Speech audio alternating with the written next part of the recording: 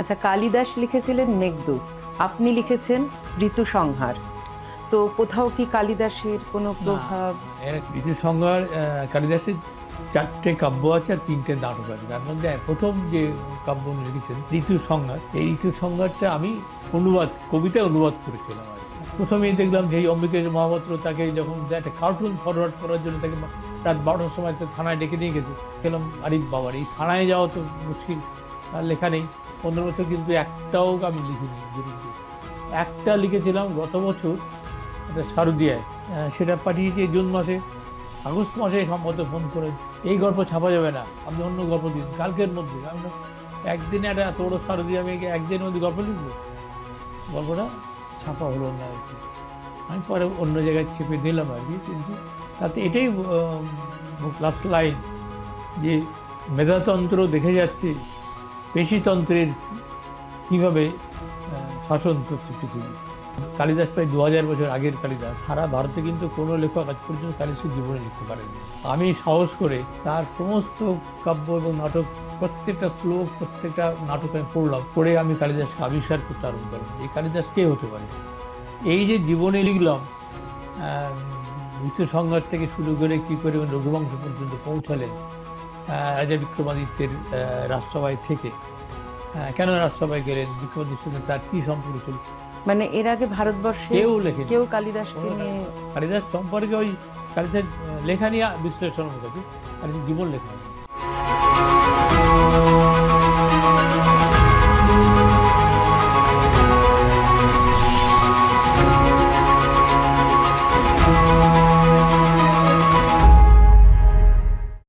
শুভ সময়।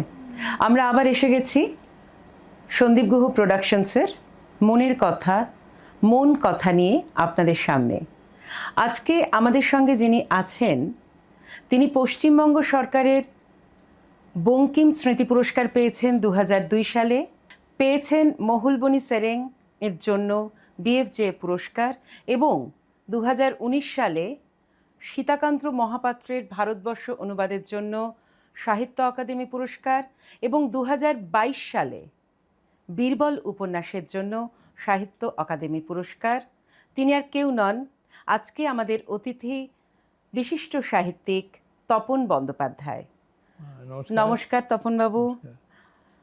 তপনদা, আপনার সঙ্গে আমরা আজকে কিছুক্ষণ আলোচনায় থাকব, গল্পের মধ্যেও থাকবো, কিছু আপনার সারা জীবনের ঘটনা আমরা শুনবো, জানবো, এবং আমাদের দর্শক বন্ধুরাও জানবেন। প্রথমেই যেটা আপনাকে একটা প্রশ্ন ইচ্ছা করছে, আপনি দুবার সাহিত্য অকাদেমি পুরস্কার পেয়েছেন, এই যে লেখক হিসেবে আপনার এতটা খ্যাতি, সেটাই সাহিত্য মহলে নিশ্চয়ই অনেকের হিংসের কারণ হয়েছে, সেটা কিভাবে সামলেছেন? এই হিংসার ব্যাপারটা আমি বুঝতে পারিনি এই কারণে যে আমি কখনো কাউকে হিংসা করিনি বা কারোর সঙ্গে কোনো খারাপ ব্যবহারও করিনি। সবাই আমাকে পছন্দ করে, ভালোবাসে। যদি কেউ ঈর্ষা করে থাকেন তার নিজের মনে আছে, আমার সামনে কখনো কেউ প্রকাশ করেনি, কারণ আমার সঙ্গে সবার সঙ্গে খুব সৌহার্দ্যের সম্পর্ক। আজ পর্যন্ত কেউ আমার বৈপরীত্য করেনি বা আমার সঙ্গে কলহে লিপ্ত হয়নি, কখনো হয়নি আর কি। এমনই আমার কেরিয়ার, যে সবার সঙ্গে ভালো ব্যবহার, এই ভালো সম্পর্ক, এটাই আমার কি বলবো, এটাই আমার ইউএসপি। আচ্ছা, আপনার তো ছোটবেলা গ্রামে কেটেছে বোধহয়, একটু যদি ছোটবেলার কথা আমরা শুনি। আমাদের পরিবার বসবাস করতেন এখন যে বাংলাদেশ, তার খুলনার তখন সাতক্ষীরা মহকুমা ছিল, সেখানে চাঁদা নামে একটি গ্রামে। ঠিক দেশভাগের পরপরই, অর্থাৎ আগস্ট মাস স্বাধীন হলো, সেপ্টেম্বরে আমাদের পরিবার সবাইকে নিয়ে চলে আসে এপারে। বসিরহাট মহকুমার বাদুড়িয়া থানা, বাদুড়িয়ার মধ্য দিয়ে ইছামতি বয়ে গেছে, ইছামতি নদীর ধারে একদম প্রত্যন্ত এলাকায় তারা প্রায় জঙ্গল কেটে বসতি করার মতো সেখানে বসবাস শুরু করেন। তারপর সেখানে আমার স্কুল জীবন কেটেছে, আমার শৈশব কৈশোর সেই গ্রামদেশে বড় হয়ে ওঠা। বাদুড়িয়া যেখানে আমরা বাস করতাম সেটা খুব প্রত্যন্ত গ্রাম, কিন্তু বাদুড় একটা বড় গঞ্জ ছিল, সেই গঞ্জ পেরিয়ে আমাদের হাই স্কুলে যেতে হতো। সুতরাং ওই শহর এবং গ্রাম মিলেমিশেই আমার বড় হয়ে ওঠা। আপনার এই যে মানে সাহিত্য জীবনে আসা, শুনেছি, সত্যি কি মিথ্যে জানি না, যে ছোটবেলায় আপনার লেখাপড়ার প্রতি অত আগ্রহ ছিল না, আপনি নাকি খেলাধুলো খুব ভালোবাসতেন। না, এটা একেবারেই ভুল ধারণা। ও আমি খুব ছোট থেকে একদম স্টুডিয়াস। আচ্ছা। আমার ঠাকুরদা বলতেন, তখন প্রায় নিঃসম্বল অবস্থায়, উনি একটা কথা বলতেন যে পায়ের নিচে মাটি নেই, তোমাদের লড়াই করে পায়ের নিচে মাটি খুঁজে বার করতে হবে। আমরা ছোটোবেলায় আমার মনে আছে যে ঠাকুরদা বারান্দায় পড়ে থাকতেন, আমরা চাটাই বিছিয়ে সকাল 6টায় বসতে হবে পড়তে এবং 8টায় উঠতে হবে, আবার সন্ধ্যাবেলা 6টায় বসতে হবে, 8টায় উঠতে হবে। এই 4 ঘন্টা আমাদের পড়াশোনা করতে হবে, তার বাইরে যা যা করো। খেলাধুলোর ব্যাপার বলি যে গ্রাম দেশের ছেলেরা সাধারণত খেলাধুলো করে, বিশেষ করে স্কুল থেকে বাড়ি ফিরে 1 ঘন্টা সময় পেলেও আমরা হয়তো একটা ফুটবল খেললাম বা খেলাধুলো করতাম। কিন্তু খেলাধুলো আমি খুব ভালো ছিলাম তা নয়, বরং লেখাপড়ায় ভালো ছিলাম। আমি জীবনে কখনো সেকেন্ড হয়নি। আচ্ছা, মানে সারা জীবন যে কোনো পরীক্ষা ফার্স্ট? হ্যাঁ। বাবা, এটা তো মানে একটা সত্যি ঈর্ষণীয় ব্যাপার।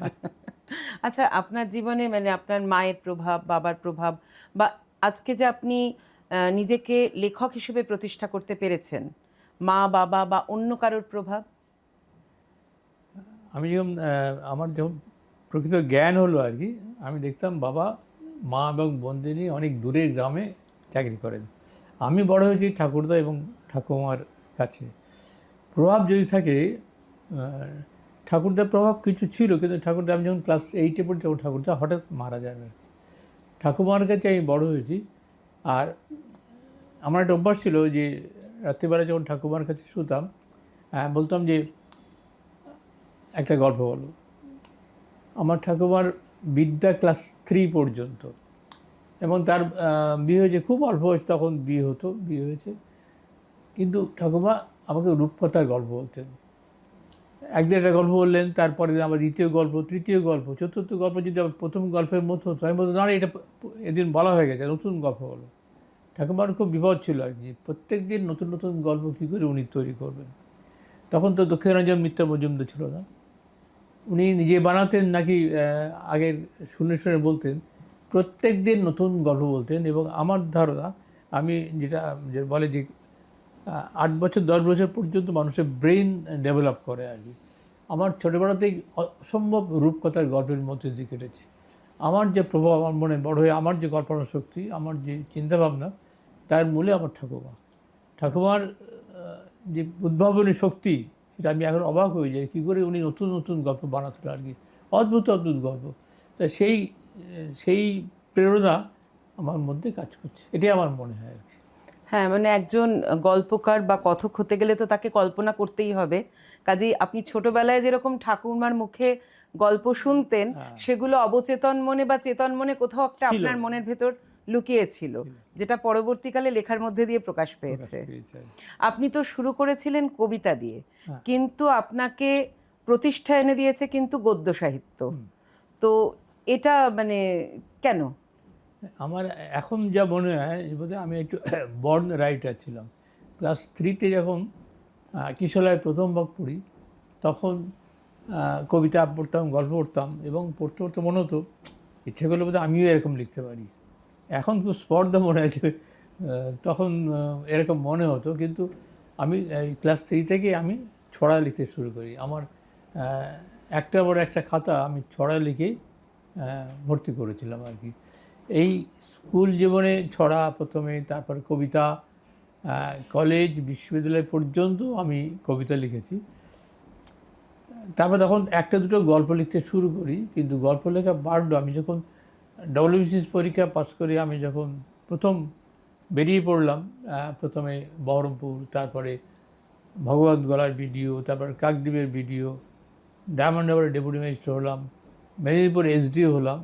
এই যে গ্রাম বাংলায় এক এক জায়গায় কোথাও 2 বছর, কোথাও 3 বছর, কোথাও 5 বছর পর্যন্ত ছিলাম, এই যে গ্রাম দেশের মানুষের সঙ্গে আমার যোগাযোগ, এবং গ্রামেই কিন্তু প্রচুর গল্পের উপাদান খুঁজে পাওয়া যায়।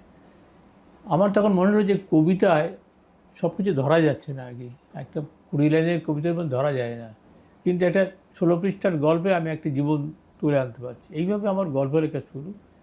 তারপর কাকদ্বীপে যখন 5 বছর থাকলাম, এই যে সুন্দরবনের জঙ্গল কেটে বসতি গড়ে উঠেছে, সুন্দরবনে 19টা ব্লক, তার মধ্যে আমি একটা ব্লকের ভিডিও, সেখানে 5 বছর, অসংখ্য নদী নালা, জঙ্গল নেই কিন্তু সেই জঙ্গলের একটা যেন আবহ, সেখানকার যারা মানুষ, আমি হয়তো ডিঙি নৌকো করে কোথাও যাচ্ছি 3 ঘন্টার জার্নি, আমি ওই যারা সুন্দরবনের মানুষ তাদের সঙ্গে গল্প করতে করতে যাচ্ছি, এবং তারা বলতেন তাদের পূর্বপুরুষ কীভাবে এই জঙ্গল কেটে বসতি তৈরি করেছিলেন।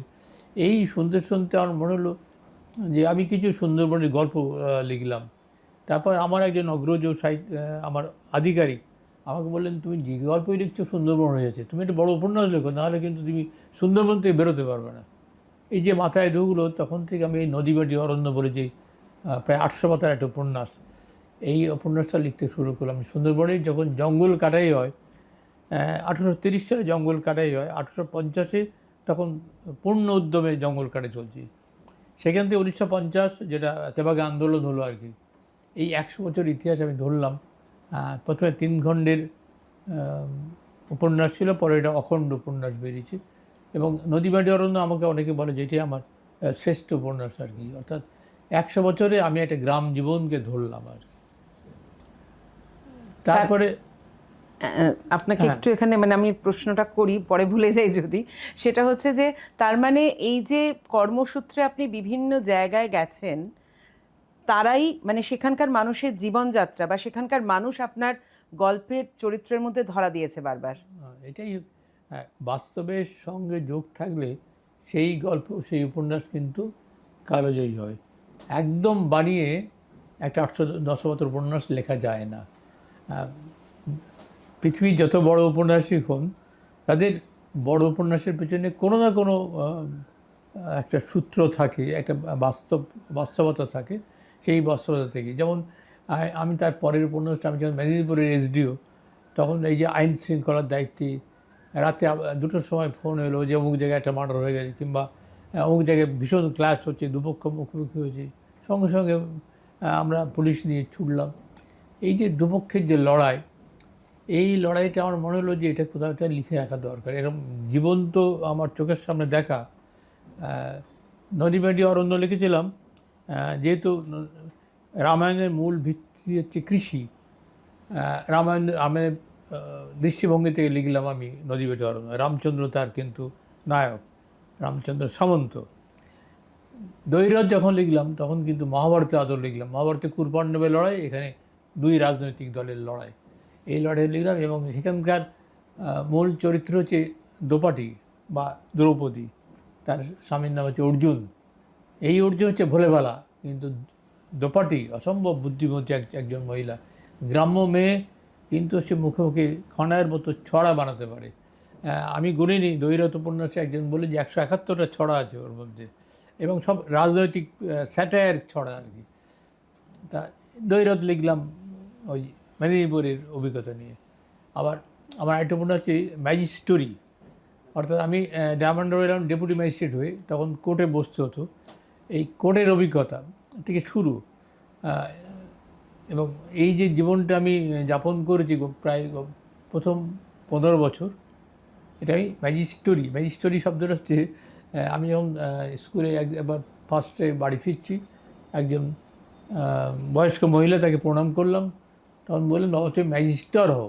ম্যাজিস্টারটা আমি কি বুঝলাম না, আমি অভিধান দেখলাম ম্যাজিস্টার শব্দ নেই, পরে বুঝলাম হচ্ছে ম্যাজিস্ট্রেট। তার ইয়েটা খেটে গেল আর কি, যে তিনি বলেছেন ম্যাজিস্টার, আমি ম্যাজিস্ট্রেটই হলাম। সেই ম্যাজিস্টোরি, এই স্টোরি শব্দটা আবার যোগ করেছে, ম্যাজিস্টোরি এমন একটা কয়েনেস। এটা হচ্ছে ওই সময়কার অভিজ্ঞতা, যে গ্রাম জীবনের মানুষ কত সমস্যা পড়ে, বিচার নিতে আসে। আমি কোর্টের এই পাশে বসে, লাল সাল্লু ঘেরা একটা চেয়ারে বসে আমি তাদের কথা শুনছি দুপক্ষের, এবং আমি একটা অর্ডার দিচ্ছি আর কি। কিংবা ধান কাটে দিয়ে প্রবল গোলমাল, আমার সঙ্গে 144 জারি করতে হলো। এরকম এই যে অভিজ্ঞতা, এই অভিজ্ঞতা আমি ম্যাজিস্টোরি উপন্যাসে লিখলাম। ম্যাজিস্টোরিতে আরও আছে যে আমি ছিলাম প্রথম দিকে একটা ব্যাংকের ক্যারানে ছিলাম, সেক্ষেত্রে 2 বছর চাকরি করার পর WCS হই। এই ক্যারানে থেকে হঠাৎ অফিসার, আমলা বা অফিসার আমলা, হলাম। হ্যাঁ। এই জগতে বদলে গেল একদম। সরকারি কর্মকাণ্ড ভিতরে না গেলে বাইরে থেকে যারা বাইরে থাকে তারা ঠিক বুঝতে পারে না আর কি। আমি এই ভিতরের কর্মকাণ্ডটা লিখলাম আর কি, যে কীভাবে সরকারি প্রশাসন চলে।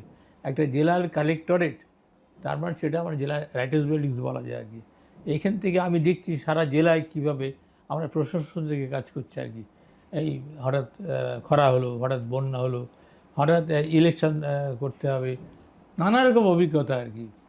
ল অ্যান্ড অর্ডার, এই জীবনটা একটা অন্যরকম জীবন, যে জীবনটা হয়তো এর আগে বাংলা সাহিত্যে লেখাই হয়নি। আমি ম্যাজিস্ট্রি উপন্যাসটা এভাবেই লিখলাম আর কি। আচ্ছা, এই প্রসঙ্গে আরেকটা জিনিস জিজ্ঞেস করি। আপনাকে কিন্তু দেখলে অত্যন্ত, মানে কি বলবো, লাজুক প্রকৃতির বলা উচিত না কোনো পুরুষকে, মানে খুবই শান্ত স্বভাবের মানুষ মনে হয়। আপনি রাখতে পারেন বলে তো মনে হয় না, কিন্তু আপনি যে দায়িত্ব পালন করেছেন সেগুলো অত্যন্ত কঠোর দায়িত্ব পালন করেছেন। তা সেখানে এরকম কোনো ঘটনা ঘটেনি যেখানে আপনি অত্যন্ত রেগে গেছেন কোনো দিন? একটা কথা আছে না, pen is mightier than the sword. ম্যাজিস্ট্রেটের কলমে আসল। আমি কলমে যা লিখবো সেটা কিন্তু তরোয়ালের ইচ্ছেতে অনেক বেশি আর কি। সুতরাং আমার কলম যদি ধারালো হয় তাহলে প্রতিপক্ষ যতই চেঁচামেচি করুক করুক, হয় না। আসলে এটা হচ্ছে একজন অফিসারের একটা গুণ, যে আমি 2000 লোক ঘেরাও করে আছে 6 ঘন্টা ধরে। আমি কিন্তু নানা রকম কথা বলে আমাকে উত্ত্যক্ত করার চেষ্টা করছি। আমি কিন্তু মেজাজ হারাবো না। মেজাজ হারালেই সেটা আমার বিপক্ষে চলে যাবে। এই যে মাথা ঠান্ডা করে কাজ করা, এটা কিন্তু একজন অফিসারের কিন্তু বড় গুণ। ওই যারা রেগেছে উল্টোপাল্টে বলে ফেলে, দেখুন তাই খুব সমস্যা তৈরি হয়। এটা আমার মনে হয় প্লাস পয়েন্ট, যে আমি চুপচাপ থেকে সমস্ত ব্যাপারটা বিবেচনা করি, আমি আমার মতো রায় দেব, কিংবা কোনো একটা মিছিলকে সামলাবো, কিংবা কোনো একটা ঘেরাওকে, তাদের হয়তো 20 দফা দাবি আছে, আমি 1 2 3 4 করে শুনে যাচ্ছি এবং আমি বলে যাচ্ছি এই করবো। এখানে মেজাজ গরম করার দরকার নেই। ঠান্ডা মাথায় বললে তারা কিন্তু অনেকই হয়, এবং তাদের কথাটা মেনে নিতে হয়। তাহলে কিন্তু আস্তে আস্তে যত 2000 লোক আমাকে ঘিরে থাকুক, আস্তে আস্তে তারা ঠান্ডা হয়ে আসে আর কি। এটাই আমার রেসিপি। মানে আপনি একজন সফল লেখকের পাশাপাশি সফল আমলা বলা যেতে পারে। একই সঙ্গে, মানে এদিকে আমি ল অ্যান্ড অর্ডার সামলাচ্ছি, এদিকে আবার লিখছি আর কি। হয়তো সারাদিনে 8 ঘন্টা সময় পেলাম, আমি 8 ঘন্টা এক পাতে লিখে রাখবো।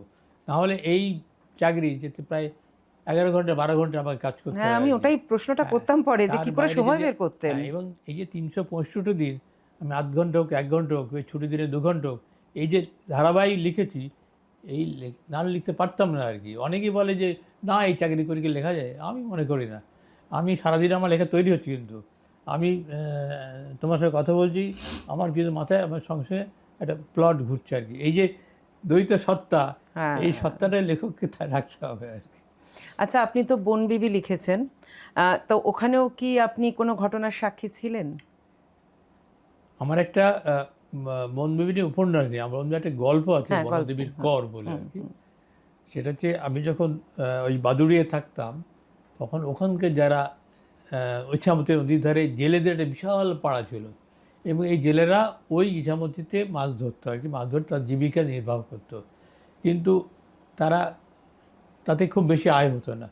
তারা বছরের 1টা কি 2টো সময় 7টা কি 10টা নৌকো ভর্তি করে, হয়তো 20 জন 25 জন চলে গেল সুন্দরবন পারে, সমুদ্রে গেল, সেখানে ইলিশ ধরতে যেত আর কি। এই যখন ফিরতো, তখন এই সুন্দরবনে তাদের নামতে হতো নানা কারণে, রান্না করতে নামতে হতো। হয়তো 25 জন গেল, 24 জন ফিরল, এসে বললো বনবিবি ওকে কর নিয়েছে। কেন কর নেয়? বললো এই যখন যাবে যারা এই 25 জন, তাদের বাড়ির মেয়েরা বউরা এদের প্রায় ইয়ে, মানে মেয়েরা বিবাহিতে সিঁদুর পরবে না, তারা নিরামিষ খেতে হবে, এরকম অনেকগুলো তাদের ট্যাবু থাকে আর কি। আর যারা বাইরে যায় তাদেরও ওরকম থাকে যে তারা কী মেনটেন করতে পারে। যদি কেউ ভুল করে থাকে, তাকে বনদেবী কর নিয়ে যায়, বা অনেক সময় দক্ষিণ রায়ও বলে দক্ষিণ রায় কর নিয়ে। এই কর এই লিখলাম যে আমাদের একজন ফিরলো না 25 জনের মধ্যে, তাই কান্নাকাটি হই বললো ওকে কর নিয়েছে। এই যে আমার গল্পের সূত্র আর কি। এরকম আমার প্রায় 400 মতো গল্প লিখেছি। প্রত্যেক গল্পের পিছনে কিন্তু কোনো না কোনো ঘটনা আছে আর কি, সেটাকে আমি গল্পে ডেভেলপ করেছি আর কি। যার ফলে বললাম এই চাকরির যে অভিজ্ঞতা, এই অভিজ্ঞতা আমাকে লেখক করে তুলতে সাহায্য করেছে। আচ্ছা, কালিদাস লিখেছিলেন মেঘদূত, হ্যাঁ, আপনি লিখেছেন ঋতুসংহার। তো কোথাও কি কালিদাসের কোনো প্রভাব? না, এরকম ঠিক না। সেটা হচ্ছে যে ঋতুসংহার কালিদাসের চারটে কাব্য আছে আর তিনটে নাটক আছে। তার মধ্যে প্রথম যে কাব্য উনি লিখেছেন ঋতুসংহার, এই ঋতুসংহারটা আমি কবিতায় অনুবাদ করেছিলাম আর কি। আচ্ছা, আমি আলাদা লিখিনি, কিন্তু কালিদাসকে একটা উপন্যাস লিখলাম, সেটাই আমার 2 বছর আগে বেরিয়েছে। সেটা হচ্ছে মহাকবি কালিদাস সম্পর্কে তার কাব্য পড়েছে, নাটক পড়েছে, ঋতুসংহার, কুমার সম্ভব, অভিজ্ঞান শকুন্তলম, রঘুবংশ, মেঘদূত, এইগুলো লোক পড়েছে। কালিদাসকে এটা কেউ জানা যায় না।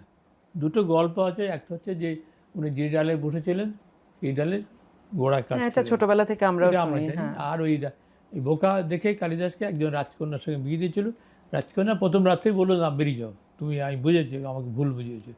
এই দুটো গল্প ছাড়া এই মহাকবি কালিদাসের যে এত এত সৃষ্টি, তার কোনো জীবনই পাওয়া যায় না।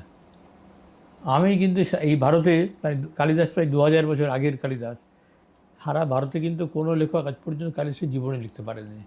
আমি সাহস করে তার সমস্ত কাব্য এবং নাটক, প্রত্যেকটা শ্লোক, প্রত্যেকটা নাটক আমি পড়লাম, পড়ে আমি কালিদাসকে আবিষ্কার করতে আরম্ভ করলাম এই কালিদাস কে হতে পারে। এই যে জীবনে লিখলাম, ঋতুসংহার থেকে শুরু করে কী করে রঘুবংশ পর্যন্ত পৌঁছালেন, রাজা বিক্রমাদিত্যের রাজসভায় থেকে কেন রাজসভায় গেলেন, বিক্রমাদিত্যের সঙ্গে তার কী সম্পর্ক ছিল, পুরোটাই আমার বানানো। কিন্তু এটা পড়লে মনে হবে যে এই কালিদাস সত্যি এরকম ছিল। আমি কালিদাসের জন্মে 2000 বছর পরে আমি কালিদাসকে জীবন দান করলাম, বা তার জীবনেই লিখলাম। আর জীবনেই ঠিক না, জীবনে উপন্যাস আর কি লিখলাম। মানে এর আগে ভারতবর্ষে কেউ লেখেনি, কেউ কালিদাসকে নিয়ে, কালিদাস সম্পর্কে ওই কালিদাস লেখা নিয়ে বিশ্লেষণের মুখ আছে, কালিদাসের জীবন লেখা হয়নি। আচ্ছা, তাহলে তো জানা যায় না কিছু। মানে এটা দর্শক বন্ধুদের উদ্দেশ্যে বলবো, এটা কিন্তু আজকে সত্যি মানে ওনার সঙ্গে গল্প করতে গিয়ে বা কথা বলতে গিয়ে জানলাম যে সমগ্র ভারতবর্ষে তপন বন্দ্যোপাধ্যায় প্রথম যিনি কালিদাসকে নতুনভাবে আবিষ্কার করলেন বা কালিদাসের জীবন লিখলেন পাঠকদের জন্য, মানুষের জন্য। আচ্ছা, আরেকটা প্রশ্ন। যারাই এই বইটার নাম দিয়েছে উপমা কালিদাসস্য, আচ্ছা, যারাই পড়েছে তারাই উচ্ছ্বসিত আর আমার কাছে আর কি, কী করে ভাবলেন বিষয়টা আর কি। আচ্ছা, এরপরে না, এরপরে যেটা একটা আপনাকে বলবো যে আপনি মানে গদ্য সাহিত্যে প্রতিষ্ঠা পাবার পর এখন বোধহয় আবার কবিতা নিয়ে কিছু কাজ করছেন, মানে পদ্যদীঘি, পদ্য প্রকৃতি, তারপরে গানের অলিন্দে, এরকম সব সিরিজ কবিতা লিখছেন। তো আবার মানে হঠাৎ গদ্য থেকে পদ্যময়তা, এটা কিরকম ভাবে হলো? আসলে মোবাইলে সকালে সবাইকে শুভেচ্ছা পাঠায়, ওই নেট থেকে একটা ছবি নিল, নিয়ে গুড মর্নিং লিখলো। তা আমার এই নেট থেকে নেওয়াটা ইয়ে নেই। আমি যখন প্রথম করতে গিয়ে আমি সকালে হাঁটতে বেরোই, তো ফেরার সময় কোনো একটা দৃশ্য থেকে একটা ছবি তুললাম, তুলে এই 3 লাইন একটা শুভেচ্ছা আর কি বানিয়ে লিখে আমি সবাইকে, আমার যার বন্ধু সবাইকে পাঠাই আর কি। তারপরে দেখলাম যে অনেকেই ছবি পাঠাতে শুরু করেছে। আমি তখন আর নিজে ছবি তুলি না, এখন যারা ছবি তোলে সেই ছবিটা দিয়ে আমি একটা ছবি দেখে একটা পদ্য বানাই। পদ্য নাম দিয়েছি, কবিতা না। 3 লাইন, 5 লাইন, 6 লাইনের বেশি। এই গত 7-8 বছর প্রায় 2000 লেখা হয়ে গেছে এরকম ভাবে। হ্যাঁ, এবং একটা খণ্ড বেরোবে এই সামনের বইমেলায়। আরও একজন বলছে আরও 1000 দিন, একটা 1000 বেরোবে, আর 1000 বলছে যে আপনি তৈরি করে দিন। আমি বললাম পুজোর লেখা শেষ হোক, তারপরে আমি তৈরি করবো আর কি। এই 2000 ধরে রাখলে, এগুলো এখন সব মোবাইলের মধ্যে আছে, কিন্তু এগুলোকে বই করে রাখলে থেকে গেল আর কি। সবাই পড়ে এবং মতামত দেয়। এটি ঠিক কবিতার 5 লাইন, আমি হয়তো বললাম যে এটা পদ্য আর কি। আচ্ছা, আরেকটা একটু কথা জিজ্ঞাসা করি এই প্রসঙ্গে, যে মানে আপনাকে যদি প্রশ্ন করা হয় যে আপনি কবিতা লিখে বেশি আনন্দ পেয়েছেন নাকি গদ্য সাহিত্য লিখে বেশি আনন্দ পেয়েছেন? দুটো কবিতা এবং গদ্য একেবারে আলাদা। আমি তো দুটোই লিখেছি। কবিতা লিখতে বেশি সময় লাগে না, 20 লাইন 25 লাইন লেখার সময় একটা একটা ভিতরটা রিম রিম রিম একটা একটা সুন্দর একটা মানে অনুভূতি হয় যখন কবিতা লিখি আর কি, আনন্দ আর কি। একটা যখন 400 পাতা কি 800 পাতার উপন্যাস লিখি, 4 বছর 5 বছর ধরে লিখছি আর কি, তার যা পরিশ্রম, তার যা খাটুনি, তার যা পড়াশুনো, তার যে ব্যাপ্তি, সে একদম অন্যরকম। লেখার সময় প্রবল পরিশ্রম, তখন আনন্দ পাওয়া যায় না। যেদিন লেখা শেষ করলাম সেদিন মনে হয় একটা যে জন্ম দিলাম আর কি। সেটা কবিতা লেখে থেকে একটা 400 পাতার উপন্যাস, তার আনন্দ অনেক বেশি, তার সৃষ্টির যে আনন্দ অনেক বেশি আর কি। তার মানে আপনি এখন যে আবার মানে পদ্যে ফিরেছেন, সেটা একভাবে বলা যেতে পারে মোবাইল আসাটাও একটা কারণ। কারণ অবশ্যই মানে মোবাইল না থাকলে হয়তো আপনি আবার পদ্যে ফিরে আসতেন না এইভাবে। আচ্ছা, মন যমুনাটা কিরকম ধরনের মানে কবিতা সিরিজ? আসলে অনেকগুলো নাম দিয়েছে, 100টা করে লিখি আর কি। আচ্ছা, যেমন পদ্য, প্রকৃতি, এই যে ছবিগুলো পায় প্রকৃতিটাকে আমি অক্ষরে রূপ দিচ্ছি আর কি। মন যেমন হচ্ছে আমরা সারাক্ষণ তো কিছু না কিছু ভাবি, এই ভাবনাগুলোই আমি নিয়ে আসি। মন যমুনা একটা গানের লাইন আর কি। তা এই যে আমরা ভাবি, সেই ভাবনাটাকে আমি রূপ দিচ্ছি আর কি। আর কালকে থেকে একটা নতুন শুরু করেছি, পদ্যবিন্দু, অর্থাৎ আচ্ছা। ছোট ছোট 3 লাইন একটা করে অক্ষর দিয়ে সাজিয়ে তার মধ্যে কিছু একটা আনা যায় কিনা, এটা আরম্ভ করলাম আর কি। মানে কিরকম একটা যদি আমাদের একটু শোনান। পদ্যবিন্দু যেটা শুরু করলাম, পরশুদিন আমার জন্মদিন গেল, এই দিন শুরু করলাম পদ্যবিন্দু 1। জন্মদিন নিয়ে যায় হাঁটি হাঁটি পা পা অনন্তের অলক্ষ্য নিশানায়। বাহ, জন্মদিন থেকে আমি আস্তে আস্তে আমরা অনন্তের দিকে যাচ্ছি আর কি। এটা আরেকটা 2 নম্বরটা বলি। মানে একদমই অন্য ধরনের। হ্যাঁ, অন্যরকম। ভাবনার পদ্যবিন্দু 2, ভাবনার মুহূর্তগুলো ঝরে পড়ে বৌদ্ধিক মস্তিষ্ক থেকে হৃদয়ের নরম চাতালে। কয়েকটা শব্দের দিয়ে এক একটা তৈরি, ওই যে পদ্যবিন্দু বলছে আর কি। আর মন যমুনা আছে হাতের কাছে, শোনাতে পারবেন? একটু বার করতে হবে।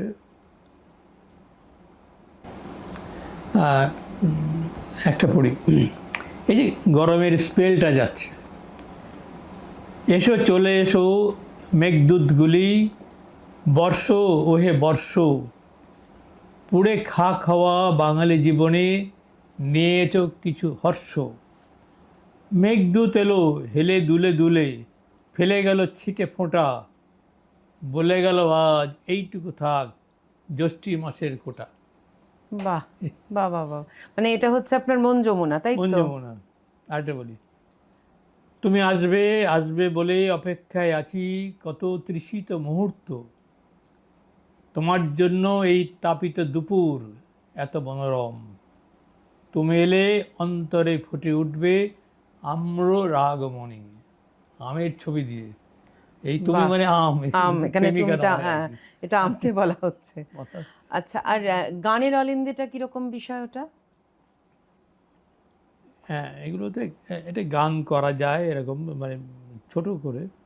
দেখি গানের অলিন্দে একটা শুনি। অন্তরাল থেকে চুপি চুপি কতবার ডেকেছি তোমাকে, কোনো উত্তর আসেনি সে ডাকের, ইশারা করেছি দাওনি তো সায়, হাতছানি দিই নিভৃত সন্ধ্যায়, অপেক্ষার প্রহর পার হয়ে যায়, পাওনি কি আজও টের। আর পদ্য প্রকৃতিটা কি, যেটা মোবাইল থেকে ছবি তুলে হয়, ওটা যেটা বলছিলেন আপনি? হ্যাঁ, সবই সবই ছবি। আচ্ছা, পদ্য প্রকৃতিটা একবার শুনবো। মানে আমি মানে দর্শক বন্ধুদের মানে বোঝাতে চাইছি যে ওনার যে এই বিভিন্ন রকমের কবিতা সিরিজ, সেটার মানে চরিত্র কিন্তু এক একটার এক এক রকম। হাওয়ার স্পর্শ লেগে সবুজের আনন্দ লহরী, চৈতন্যের প্রান্ত ছুঁয়ে রেখে যায় সঞ্জীবনী সুধা, দিনের প্রহরে থাকি আত্মমগ্ন, চন্দ্রস্পৃষ্ট স্বপ্নে কাটে বিভাবরী। অর্থাৎ একটা চাঁদের ছবি দেখি। এই আর পদ্য দিঘি ওটা কি? আসলে আমি কেন এতবার জিজ্ঞাসা করছি, এই যে মানে কবিতা সিরিজ বা সিরিজ কবিতা, এটা আমাকে কিন্তু খুব আকর্ষণ করেছে। তো আমি চাইছি আমার দর্শক বন্ধুরাও জানুক যে মানে এই যে এক একটা নাম উনি দিয়েছেন, নামগুলো কেন দিয়েছেন। পদ্ধতিকে এক, হুম। কবি শুধু কবিতা লেখে? পাহাড় দেখবে চলো, নেমে আসছে ঝর্ণাধারা, শরীরে কি ছন্দ, পাথর ভেঙে নামছে ফেনিল, শব্দ ছলচ্ছল, এক বিকেলে কুড়িয়ে পেলাম কবিতার আনন্দ। আরেকটা বলবি, বলুন। একা একা গাইলিয়ে বিশ্রামে রয়েছে পুকুর, হাঁস ও হাসিন এসে জলকেলি করে ইতস্তত, চারপাশে সবুজেরা চেয়ে আছে স্বপ্ন মেদুর, কিনারে গুচ্ছ ফুল দেখে যাচ্ছে ঈশ্বরের মতো। এরকম মানে এক একটা এক এক রকম বলে আর নামটা ওরকম ভাবে দিয়েছেন। কুয়াশা রেখেছে পা নদীর স্তরে, ছায়া তার জলে, তারও কি ইচ্ছে করে স্নান করে পরিশুদ্ধ হবে, মাপছে গভীর কত, ঠান্ডা কেনা জল টলটলে, কুয়াশার ধন্দ দেখে জল হেসে ওঠে কলরবে। এরকম ছোটো ছোটো প্রায় ধরুন 2000 মতো লেখা হয়ে গেছে আর কি। ওই সকালবেলা আগে রোজ লিখতাম, এখন এত লেখার চাপ হয়ে গেছে, এখন আর সপ্তাহে 3 দিন লিখি। তা আমার বন্ধুরাও অপেক্ষা করে থাকে কখন আমার এই কবিতাটা যাবে আর কি। তারাও ছবি পাঠাচ্ছে, আমি ছবিটা দেখে অনেকক্ষণ ভেবে এরকম 4 লাইন তৈরি করলাম আর কি। এই হচ্ছে আমার সকালবেলার মানে এটা একটা পদ্য ভাবনা। আচ্ছা, এই যে আপনি ধরুন এর আগে প্রশাসনিক দায়িত্ব সামলেছেন, তখন ব্যস্ত ছিলেন, এখন অবসর গ্রহণের পরেও আপনি যেই সারাক্ষণ লেখা নিয়ে থাকেন, তো মানে বৌদির নিশ্চয়ই সাপোর্ট আছে পুরোটা। অবশ্যই বৌদির সাপোর্ট না থাকলে বিশেষ করে সাংসারিক দায়িত্ব এটা আমি কিছুই পালন করি না। আমি মাইনে নিয়ে বাড়ি এসে তার হাতে টাকাটা তুলে দিলাম, বাকি তিনি দেখেন যে কী বাজেট হবে, কী হবে, সব তারই আনে। আমি আমার লেখাপড়াতেই থাকি। হয়তো যখন জিজ্ঞাসা করলো যে এটা কি করবো, তখন হ্যাঁ কি না বলি, বাকি আমার কিছু দেখতে হয় না আর কি। এটা অবশ্যই বড় একটা সাপোর্ট আর কি, এবং তিনি এটা ভালোবাসেন এটা করতে আর কি। আমিও খুব নিশ্চিন্ত থাকি আর কি। আচ্ছা, আপনি তো প্রশাসনিক দপ্তর সামলানোর সময় রাজনৈতিক পালাবদল দেখেছেন, এবং পরবর্তী সময় একজন নাগরিক হিসেবেও রাজনৈতিক পালাবদল দেখলেন। তো আপনার চোখে এই পালাবদল কিভাবে ধরা দিয়েছে, একজন আমলার চোখে এবং একজন সাধারণ নাগরিকের চোখে? আমি অনেকগুলো রেজিম যাকে দেখেছি। সিদ্ধার্থ শঙ্কর রায়ের আমলে দেখেছি। সিদ্ধার্থ শঙ্কর রায়ের আমলে যারা এমএলএ হলেন এই বাম যুক্তফ্রন্টের পর, তারা এসেই কিন্তু প্রথমে চুরি করতে শুরু করলেন একদম প্রথম থেকে। সিদ্ধার্থ শঙ্কর সামলাতে পারলেন না, তিনি করলেন, তিনি একটা কমিশন করেছিলেন আর কি, ওয়াঞ্চ কমিশন আর কি, এবং বললেন যে মন্ত্রীদের বিরুদ্ধে যার যত অভিযোগ আছে এমএলএ সেখানেই হোক। দেখা গেল যে হাজার হাজার অভিযোগ পড়ে গেছে। তিনি তার মধ্যে 10 জন মন্ত্রী ছিল, 5 জন বাদ দিয়ে 5 জনকে তার সমস্ত বিচার হলো এবং 5 জনকে বরখাস্ত করলেন আর কি। এটা সিদ্ধার্থ শঙ্করের আমলে। জ্যোতি বসুর আমলে আমি প্রায় 34 বছর পুরোটাই আমি চাকরি করেছি, কোনো মন্ত্রীর নামে কোনো অভিযোগ কখনো নেই। এটা হচ্ছে জ্যোতি বসু নিজেও এ ব্যাপারে খুব সচেতন ছিলেন। আর বুদ্ধদেব ভট্টাচার্যের সঙ্গে আমার খুব একটা আত্মিক সম্পর্ক তৈরি হয়েছিল। উনি খুব সাহিত্য ভালোবাসতেন তো, এবং যত অফিসার আছে আগে আমার সঙ্গে কথা বলতেন আর কি। আমার সঙ্গে 1 ঘন্টা ধরে গল্প করতেন নানা বিশ্ব সাহিত্য নিয়ে। এত পণ্ডিত ছিলেন, আমি খুব শ্রদ্ধা করতাম। তিনি দেখছেন যে 800 স্কোয়ার ফুট বাড়ির মধ্যে ছিলেন, কোনো রকম নেই। এই যে রেজিমটা দেখেছি, এবং আমি বুদ্ধদেব ভট্টাচার্যের যে রেজিম শেষ হলো, আমি তখন একটু এক্সটেনশনে ছিলাম, একটা শিশু কিশোর একাডেমি তৈরি করলাম। উনি আমাকে ধরে রাখলেন 4 বছর ধরে। তারপর নতুন যে রেজিম এলো, আসার পরে আমাকে বললেন যে আপনাকে আর দরকার নেই। আমিও দেখলাম যে সে কাজ করা যাবে না, আমি রিজাইন করলাম আর কি। কিন্তু তারপরে এই যে 15 বছর দেখলাম, এটা তো একটা অসম্ভব একটা সময় চলে গেল, মনে হচ্ছে দম বন্ধ হয়ে আসছিল আমাদের আর কি, যে কখন এর থেকে আমরা মুক্তি আদৌ মুক্তি পাবো কি, এরকম ভাবছিলাম আর কি। এবং তারপর কি হলো সবাই দেখছে গত এক মাসে ধরে কী হচ্ছে, যে এরকম দুঃস্বপ্নের সময় বাংলার ইতিহাসে আর আসেনি আর কি। এর বেশি আর বলছি না আর কি, সবাই তো রোজ কাগজ দেখছেন আর কি।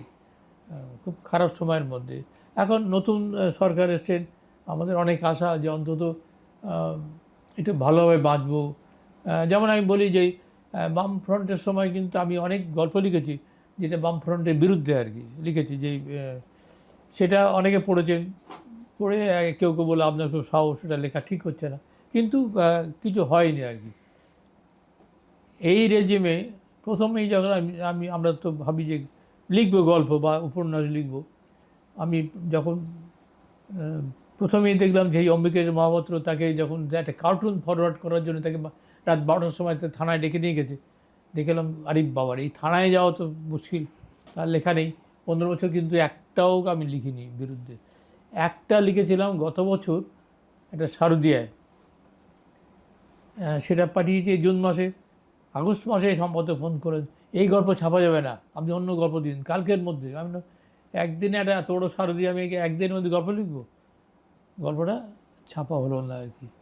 আমি পরে অন্য জায়গায় ছেপে দিলাম আর কি, কিন্তু তাতে এটাই লাস্ট লাইন, যে মেধাতন্ত্র দেখে যাচ্ছে পেশিতন্ত্রের কীভাবে শাসন করছে পৃথিবী। মেধাতন্ত্র চুপচাপ বসে আছে, কিছু করতে পারছে আর কি, পেশিতন্ত্র দিচ্ছে। এই যে ঘটনাটা ঘটলো আর কি, তা একটাই গল্প লিখলাম 15 বছরে, সেটাও ছাপা হলো না, সুতরাং কি কিছু করার নেই। মানে কোথাও একটা, যেটাকে আমরা বলি freedom of speech and expression, article 19(1)(a, সেটা কোথাও একটা বোধহয় সেভাবে প্রযোজ্য করতে গেছে তারাই সমস্যায় পড়ে গেছে আর কি। সুতরাং আমি কেন যেতে সমস্যা দেবো? তারপর যখন শুনলাম যে জেলে নাকি মশারি দেয় না, আরও বিপদ আর কি। না না, মানে বয়সকালে জেলে না যাওয়াই ভালো ছিল।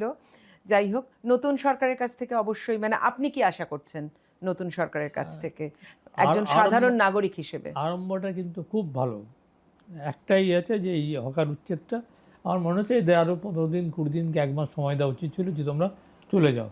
নাহলে এই বুলডোজার দিয়ে ভাঙা, এটার মধ্যে একটু জনমানসে বেশ বিরূপ প্রতিক্রিয়া, বিশেষ করে সমাজ মাধ্যমে খুব লেখালেখি হচ্ছে আর কি, এটা আমার পছন্দ হয়নি। বাকি সব আমার মনে হচ্ছে যে প্রায় এখন 100 চলছে আর কি, এত ভালো ভালো সমস্ত অ্যানাউন্সমেন্ট হচ্ছে। আমার মনে হচ্ছে যে এই যে এত বেকারত্ব, এত সবাই কী করছে না, চুরি করে টাকা রোজগার করে নাও, এটা তো আর হতে পারে না।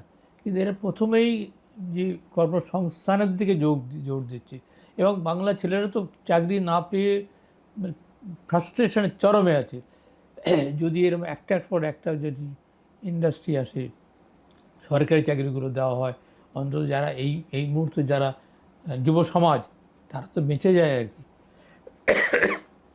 তাই এই মনে হচ্ছে এখনও পর্যন্ত কিন্তু আমি 100 দিচ্ছি, মাইনাস বুলডোজার। আচ্ছা, আপনার লেখা যে উপন্যাসগুলো আছে সেগুলো সম্পর্কে যদি একটু বলেন, মানে আপনার পছন্দের যে উপন্যাসগুলো। আমি একটা জিনিস বুঝেছি, যে প্রত্যেক মানুষের জীবনে অসংখ্য ঘটনা ঘটে, সেটা গুছিয়ে লিখতে পারলেই উপন্যাস। আমার মানে চাকরি পাওয়ার আগের জীবন, আমি একটা উপন্যাস লিখলাম। আমি মাঝখানে বিন্ধ্যাচলের উত্তরপ্রদেশের শিবপুর বলে একটা জায়গায় 1 মাস ছিলাম, এই হাওয়া বদল করতে গিয়েছিলাম একদম ছোটোবেলায়। সেখানে একটা আলাদা গ্রাম তৈরি হলো, সব পশ্চিমবঙ্গ থেকে বহু লোক স্বাস্থ্যোদ্ধারে যায়, এবং ভোরবেলা উঠে তারা পাহাড়ের পরে বেড়াতে যায়, আবার সন্ধ্যেবেলা যায়।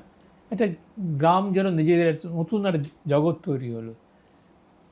আমার একটা উপন্যাস লিখলাম যৌবনের পা। যৌবনের পা লিখলাম এই কারণে যে হয়তো আমার জীবনে প্রথম প্রেম, হয়তো কোনো একটা মেয়ের সঙ্গে কথা বলিও নি, কিন্তু এর ভিতরে এটা জন্মালো। এটা একটা উপন্যাস, আমার জীবনে একটা ঘটনা। কিংবা আমি স্কুলে পড়াতে গেছি, সেখানে 7 মাস স্কুলে ছিলাম, সেখানে এমন সব ঘটনা ঘটছিল আর কি, আমি একটা দ্বিতীয় উপন্যাস লিখলাম। হ্যাঁ, এগুলো হচ্ছে আমার জীবন নিয়ে এক একটা উপন্যাস দেখি। আমার এই উপন্যাস সংগ্রহ বলে একটা বেরিয়েছে 1 নম্বর, তাতে এরকম 4টি উপন্যাস আছে যেগুলো আমার জীবনের বিভিন্ন ঘটনা এক একটা উপন্যাস লিখেছি।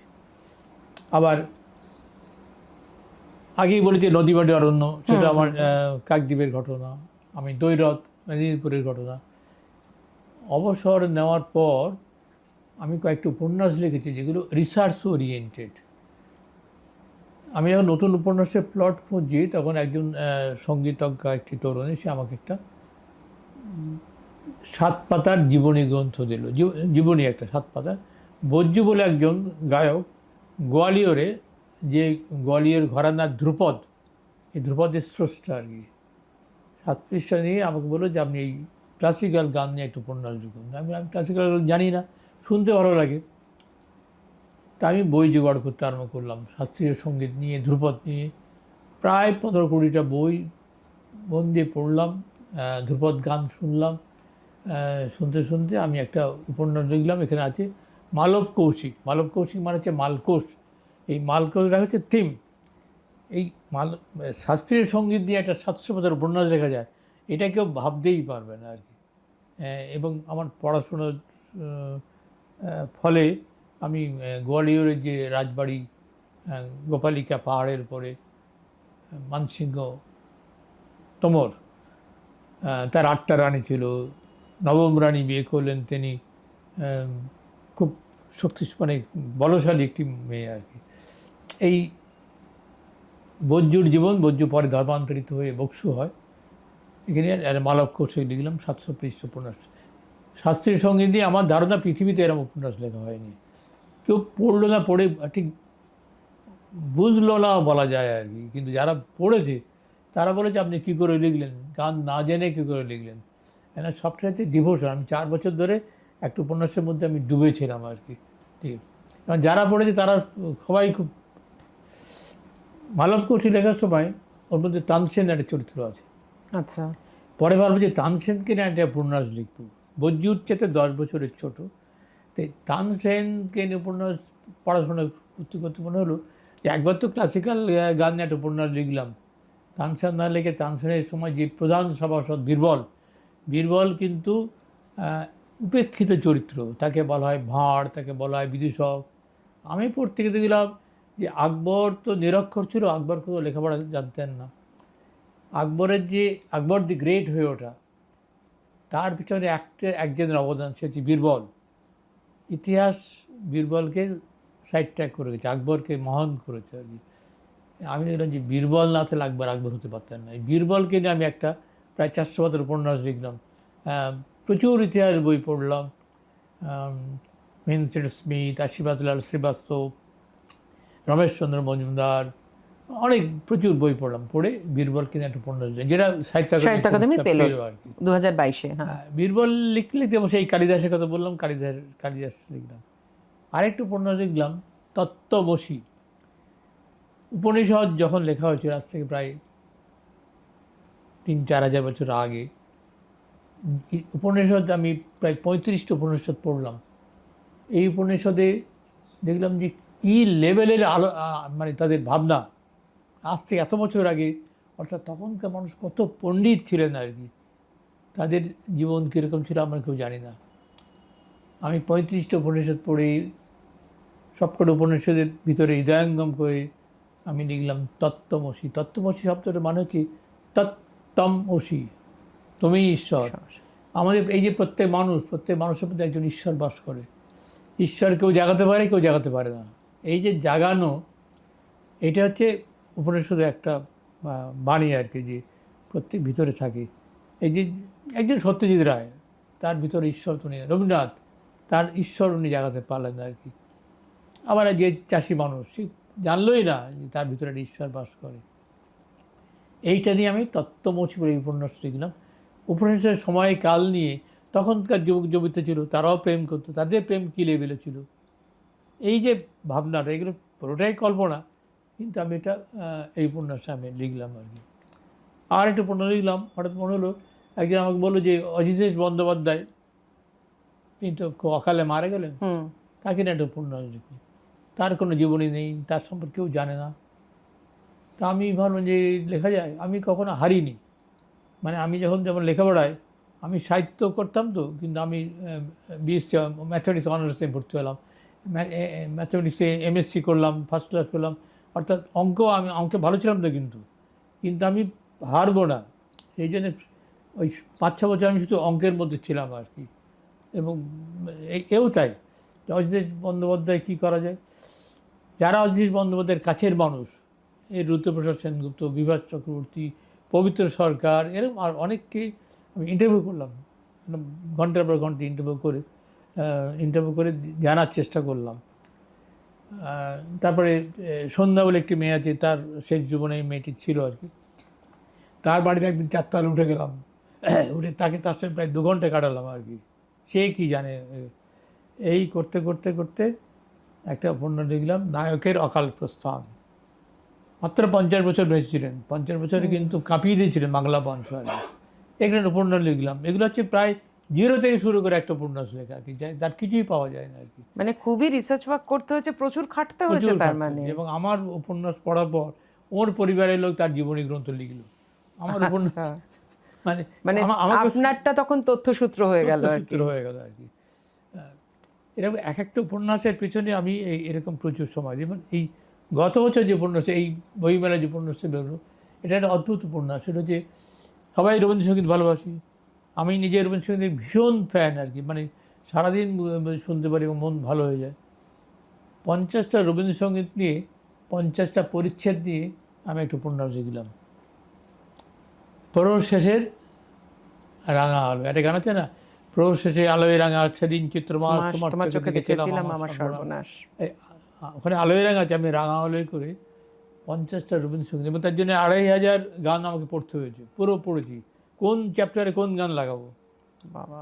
এই যে 50টা পরিচ্ছেদ নিয়ে লিখলাম, এবং খুব জনপ্রিয় হয়ে গেছে এই উপন্যাসটা আর কি। রবীন্দ্রসঙ্গীত লিখলাম, তখন বললাম যে রবীন্দ্রসঙ্গীত লিখলাম, আচ্ছা এই যে লোকায়ত গান সারা বাংলায়, ভাটিয়ালি থেকে ভাওয়াইয়া, এই ঝুমুর, এই যে টুসু ভাদু, এখন যে উপন্যাস লিখছি এই বিষয় ধরেছে আর কি। মানে ওই যে লোকসঙ্গীত, লোকসঙ্গীত, লোকসঙ্গীত দিয়ে, ওই যে আমি বললাম আমি বাদুড়িয়াতে ইছামতি নদীর ধারে বড় হয়েছি, ওখানে এই যারা জেলেরা এই রাত্রিবেলা হঠাৎ অনেক রাত্রি ধরো একটা নৌকোয় যাচ্ছে ইছামতি দিয়ে, একটা ভাটিয়ালি গান গাইছে, কি উদাত্ত কণ্ঠে গাইছে, সারা গ্রামের লোক শুনতে পাচ্ছে আর কি। তার নাম কেউ জানে না, কিন্তু এত ভালো গলা, এত সুন্দর সুর, এদের নিয়ে ভাটিয়ালি থেকে শুরু করলাম, করে আস্তে আস্তে আমি কাহিনিটা নিয়ে যাচ্ছি উত্তরবঙ্গের ভাওয়াইয়া পর্যন্ত আর কি। তার সঙ্গে ঝুমুর আছে, সব মিলিয়ে এই নতুন একটা বিষয় ধরেছে, এবং এই নিয়ে সারাদিন এখন পড়াশোনা করছে আর কি। মানে আপনি যখন যে বিষয়টা নিয়ে মানে পড়েন, সেটা একদম পুরোটা শেষ করে তারপরে নতুন একটা উপন্যাস তৈরি হয়। আচ্ছা, কাজের ক্ষেত্রেও কি আপনি এরকমই ছিলেন? কাজের ক্ষেত্রে আমি মানে 100%, মানে কখনো কেউ বলবো না আমি অফিসে বসে লেখালেখি করছি। আমি 8 ঘন্টা অফিসে থাকি, 8 ঘন্টায় আমি অফিস নিয়ে থাকি, যদিও যে গল্পগুলো পাচ্ছি সেগুলো ভিতরে রেখে দিচ্ছে আর কি, পরে বাড়ি গিয়ে লিখবো, কিন্তু তখন আমি কিন্তু লিখিনি, আমি অর্থাৎ গভীরে ঢুকতাম, নাহলে আমি গল্পগুলো লিখলাম কী করে। যেমন একটা গল্প আছে আমার, রাজ্যপালের অসুখ। আমি যখন কাকদ্বীপের ভিডিও, একদিন ওখানকার তখন রাজ্যপাল ছিলেন ত্রিভুবন নারায়ণ সিং, খুব রোগা পাতলা একজন, খুব ভদ্র মানুষ। তাকে তখনকার এমপি ওখানে নিয়ে গেলেন, কাকদ্বীপ বাংলোয় রাখলেন, যে 3 দিন, একদিন নামখানা, একদিন পাথর প্রতিমা, একদিন সাগর ঘুরবেন। প্রথম দিন প্রচুর ঘুরে, রোগা মানুষ তো, রাত্রিবেলা বাংলোয় ঢুকেছেন, ঢুকে হঠাৎ বললেন শরীরটা ভালো লাগছে না, রাজ্যপালের শরীর ভালো লাগছে না। কাকদ্বীপ তখন মানে হাসপাতালে ডাক্তার নেই প্রায়, কেউ ভাবেই নি যে রাজ্যপালের অসুখ হতে পারে। এবার সেই ডাক্তারকে দেখালো, ইয়ং ছিল একটা, এসে সেই পালসটা দেখে বললো পালস বোধহয় ইয়ে করছে, ওই মাঝে মাঝে পালস ইয়ে হয়ে যায় না, ড্রপ করে না, ড্রপ করছে। এই যে কথাটা বললো, ডিস্ট্রিক্ট ম্যাজিস্ট্রেট আছে, এসপি আছে, সবাই যদি কিছু হয় তার কে দায়ী হবে? এমপি বলছে আমি তো জানি না, এগুলো সব অ্যাডমিনিস্ট্রেশন দেখার কথা, ডিএম এসপি এগুলো ভাববেন আর কি। এসপি বলে আমি তো লর্ডার দেখবো, আমি দেখবো, সবাই তখন ওর ঘাড়ে দোষটা পড়ার চেষ্টা করছে আর কি। এবং ঘন ঘন তখন কলকাতায় জানানো হলো, হোম সেক্রেটারি জেগে উঠলেন, হোম সেক্রেটারি আবার চিফ সেক্রেটারি ডাকলেন, তিনি চিফ মিনিস্টার, সবাই জেগে আছে সারা রাত ধরে। আর টিম তৈরি হচ্ছে, মেডিকেল টিম আসবে, হ্যাঁ সবাই গেছি, হার্টের প্রবলেম, আচ্ছা ওর কি কোনো কিডনির প্রবলেম আছে জানি না, ওর কি দাঁতের প্রবলেম আছে, সব টিম আসবে তো। এবং 13 জন ডাক্তার মধ্যরাত্রে এসে আমি প্রতি মুহূর্তে আমি ইয়ে করে ট্র্যাক ঠিক করছি, কোথায় এখন কুলপি, এখন এইসব আশ্বাস। এই যে সারা রাত্রি ধরে হলো, ভোরবেলা রাত্রবেলা এডিক অং বলছেন না, রাজ্যপালকে ডাকা যাবে না, রাত 3টের সময় মেডিকেল টিম এসছে, ডাকা যাবে না, উনি ঘুমোলে বলেছেন না জায়গাতে। ভোরবেলা উঠলেন, উনি ভিতরে টুংটাং শব্দ হচ্ছে, অর্থ উনি মুখ টুক ধুচ্ছেন, বেরোলেন, এদিকে অঙ্কে বলেন চলো এবার আমরা মর্নিং ওয়াকে যাবো। উনি মর্নিং ওয়াকে চলে গেলেন, সবাই হাঁ করে বসে আছে। এই যে রাজ্যপালের এই যে এরকম ঘটনাগুলো ঘটেছে, আমি আমার প্রচুর গল্প, এরকম অনেক গল্প আছে। একটা মুখ্যমন্ত্রীর উপহার বলে একটা গল্প আছে, মুখ্যমন্ত্রীর শুভেচ্ছা বলে একটা গল্প আছে, প্রধানমন্ত্রী সফর বলে একটা গল্প আছে, অনেক গল্প, আরও নানা রকম, ইঁদুর বলে একটা গল্প আছে, রাইটার্স বিল্ডিংয়ের ফাইল ইঁদুরে কেটে দিচ্ছে একটা গল্প আছে। এরকম প্রচুর গল্প আছে যেগুলো অ্যাডমিনিস্ট্রেশন থেকে নেওয়া। তা এই গল্পগুলো খুব জনপ্রিয়, এখনও পর্যন্ত সবাই বলে আর কি। অর্থাৎ আমি একই সঙ্গে কাজ করছি, একই সঙ্গে আমার মাথায় প্লট সাহিত্যিক ঘুরছে। সত্তা কাজ করছে আর কি, এটাকে লাগাবো আর কি। তখন ওখানে ডিসিশান দিয়ে দিলাম এই হবে, বাড়ি গিয়ে লিখে ফেললাম। এই যে আমার এত লেখা, প্রায় আমার 160খানা, এই পুরোটা আমার লাইন, আরও ওভারে আছে। তা এই লেখার পিছনে আমার এই পরিশ্রম, সারা জীবন প্রায় মানে বিশ্রাম খুব একটা আমি নিই না আর কি, আর আড্ডা খুব একটা মারি না, যেমন সবাই কপি হচ্ছে আড্ডা মারে, আমার মানে দূর সময় নষ্ট করে কী হবে। তার চেয়ে বাড়ি লেখাপড়া করি, আমি 2-4 লাইন লিখি, ওই এখন কম্পিউটার লিখছি, কম্পিউটার লেখার একটা ইতিহাস বলি, সেটা খুব ইন্টারেস্টিং আর কি। তখন বিমল কর দ্বিতীয়বারের জন্য দেশ পত্রিকার মানে গল্পের সম্পাদক হয়েছেন। তা আমাকে ফোন করলেন, তখন তুমি একটা গল্প দিয়ে যাও। প্রথম গল্প ছাপালো, দ্বিতীয় গল্প ছাপালো, তৃতীয় গল্প ছাপালো, চতুর্থ গল্প যখন দিলাম 3 দিন পর ফোন করলেন, তখন তুমি আমার স্কুলে ভর্তি হো। কেন? এই কী হাতে লেখো রোজো, এই 16 পাতার গল্প পড়তে আমার 3 দিন সময় লাগলো। হ্যাঁ, স্কুলে ভর্তি হতে বলছে, অপমান লাগলো, কী করা যায়, হাতের লেখা তো আসলে হাজার পাতা লিখতে দিই, একসময় হয় কি আর জড়িয়ে যায় লেখা। হ্যাঁ, তারপর কী হয়, আগে তো কপি করতাম, এখন আর কপি করি না, একটা লেখা লিখেই 1 লাইন যোগ করলাম, 1 লাইন এখানে যোগ করলাম, এই একটা বিধির একটা, তাই ছাপা হচ্ছিল। বিমলদা প্রথম আমাকে বললেন যে তুমি বদলাও। তখন আমি সরকারি চাকরি করি, তো তখন একটা 50,000 টাকা লোন দিচ্ছিল আর কি, কম্পিউটার কেনার জন্যে, মাসে 1000 টাকা কাটবে। তো এই টাকাটা নিলাম, নিয়ে একটা কম্পিউটার কিনলাম, কিনে একটা ছেলেকে রাখলাম, সে আমাকে রোববার এসে আমাকে শিখিয়ে যেত। 3 মাস পরে বললো যে এবার আপনি ঠিক আছে। এই 2000 সাল আর এই 2026 বছর ধরে আমি এটা আরেকটা কম্পিউটার ছিল, এই লিখছি।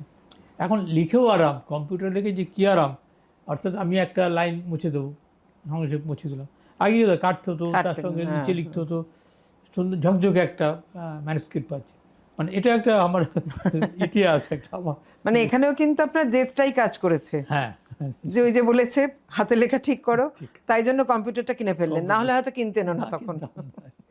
এইটা আর গেল। আরেকটা লেখা আমরা লিখছি যে স্মৃতির কথা সবাই লেখে, সেটা হচ্ছে তার পারিবারিক, তার জীবন। অফিসের স্মৃতির কথা কেউ কখনো লেখেনি। আমি এবং আমার এক লেখক বন্ধু আছে ভগীরথ মিশ্র, ও আমলা, আমিও আমলা, দুজন একজন কলেজ স্ট্রিটের সংস্কৃত কলেজের শ্রেণীতে বসে গল্প করতে, আড্ডা পড়তে আমি বললাম যে কত ঘটনা ঘটে, এগুলো তো আমরা একটা স্মৃতিকথা লিখতে পারি। হ্যাঁ ঠিক বলো, লেখা যায়। হ্যাঁ, নাম ঠিক হলো আমলাগাছি, যেমন আমড়াগাছি বলেন না, আমলাগাছি করা আর কি। এই আমলাগাছিটা একটু মজার করে লেখা আর কি। অর্থাৎ আমাদের জীবনে প্রতি মুহূর্তে এত সিরিয়াস ঘটনা ঘটে, পরে যখন দেখি তখন একটু মজা লাগে আর কি। এই যে রাজ্যপালের জব, সারা রাত ধরে ভাবছি তো আমার চাকরি চলে যাবে, এই যদি কিছু হয় তখন সব নিয়ম হচ্ছে নিচের লেভেল অফিসারকে করো, টার্গেট করো, তাকে স্কেপগোট করো। আমি ভাবছি আমার চাকরি চলে গেল। একবার ডিএম বলছে এক্ষুনি এই মেসেজটা পাঠান, আবার ওখান থেকে কলকাতায় মেসেজ আবার দিচ্ছি, এই ছোটাছুটি করছে, আমি কাল সকালে আমার চাকরি থাকবে না। বহুকাল পরে মানে আজকে দাঁড়িয়ে যখন সেটা ভাবছেন তখন মজার একটু মজা লাগছে। এই যে স্যাটার, এটা আমলাগাছিতে আমরা এটাই করলাম আর কি, যে এই যে মজার করে লেখা। প্রথম খণ্ড লিখলাম সাপ্তাহিক বর্তমানে, তখন এটা ধারাবাহিক শুরু হলো আর কি। প্রায় 2.5 বছর ধরে আমরা লিখলাম, আমি এবং ভগীরথ মিশ্র। একই নামে দুজনের বই বেরোলো, ওরও আমলাগাছি আমারও আমলাগাছি। প্রথম খণ্ডে বেরিয়েছে, দ্বিতীয় খণ্ডে বেরিয়েছে, এখন আমি তৃতীয় খণ্ড লিখছি এই মেদিনীপুরের জীবন নিয়ে। আচ্ছা, একটা মজার ঘটনা বলি। একজন সবঙ্গের যে এমএলএ, খুব বিখ্যাত লোক আর কি, মন্ত্রী ছিলেন সেদিন পর্যন্ত, এখন আর নেই। তিনি তখন একদম ইয়ং। আমার ঘরে একদিন 10-12 জন, আমি তখন সবে এসডি হয়ে জয়েন করেছি, কিছুই জানি না, এসে প্রবল চিৎকার চেঁচামেচি, আপনারা এই করছেন ওই করছেন সেই করছেন, চাকরি খেয়ে নেবো। আমি মেদিনীপুরে গেছি, আমি তো ভেবা জায়গায় খেয়ে গেছি, এই কোথায় এসে পড়লাম। তারপরে বললেন এই 10 দফা দাবি দিয়ে গেলাম, 10 দিনের মধ্যে পূরণ না করলাম আমি আরও লোক নিয়ে আসবো আপনার চেম্বারে। তারপরে চলে গেলেন, আমি খুব মন খারাপ করে বসে আছি, এ তো মহা মুশকিল, কোথায় এলাম। আধ ঘন্টা পরে তিনি একা এলেন, এই হাত ধরে বলেন, এটা বুঝলেন, এটা আমার দলকে দেখানোর জন্যে, আপনাকে বলিনি, আপনার চেয়ারকে বলেছি। হ্যাঁ, বুঝলেন তো। এবার তাই বললাম, তাহলে ঠিক এক কাজ করি, আপনি যখন পরের বার আসবেন, আমি মদন তুসুর থেকে আমার একটা স্ট্যাচু তৈরি এখানে বসিয়ে রাখবো, আপনি তাকে যা খুশি তাই বলে যান, আমার যে আমি পাশে ঘরে বসে চা খাবো, আপনি ওকে বলে যান। যখন আমাকে বলছেন না, চেয়ারকে বলছেন, তাহলে এই মাদাম তুসুর স্ট্যাচুকে এরকম করে মজা করে এখন লিখছি। অর্থাৎ জীবনটাকে সেইভাবে ভাবা, যে জীবনে অনেক মজার ঘটনা ঘটে, সেটা আমরা সেই মুহূর্তে মনে হয় যে খুব খারাপ, পরে অনেকদিন পরে যখন স্মৃতিচারণ করতে মনে হয় যে এটা অন্যভাবে লেখা, এটা টুইস্ট করা, তাতে পাঠকও এই আমলাগাছি প্রচুর বিক্রি হয় আর কি, যে দ্বিতীয় খণ্ড হয়ে গেছে, তৃতীয় খণ্ড লেখা শুরু করছে, সামনের বই মেলা যাচ্ছে, তৃতীয় খণ্ড লিখবো আর কি। এরকম অজস্র ঘটনা আছে যেগুলো আমি সাজিয়ে গুজিয়ে লেখা আর কি। রাজীব গান্ধী একবার এলেন বন্যা দেখতে আর কি। একটা প্রধানমন্ত্রী আসা মানে সাংঘাতিক সিকিউরিটি আর কি, কিন্তু যা হয় বন্যার্ত এলাকায় আমি রাজীব গান্ধীর পাশে যাচ্ছি এবং তাকে দেখাচ্ছি এই জলমগ্ন এলাকা। হ্যাঁ, তখন কিন্তু তার চারপাশে এত লোক, কোনো সিকিউরিটি নেই। আমি ভাবছি যে কী জানি কী হবে, তার কিছুদিন পরেই কিন্তু উনি মারা গেলেন আর কি ওই। আচ্ছা, হ্যাঁ, অর্থাৎ উনি এরকম বিশেষ তো তার মানে ওটা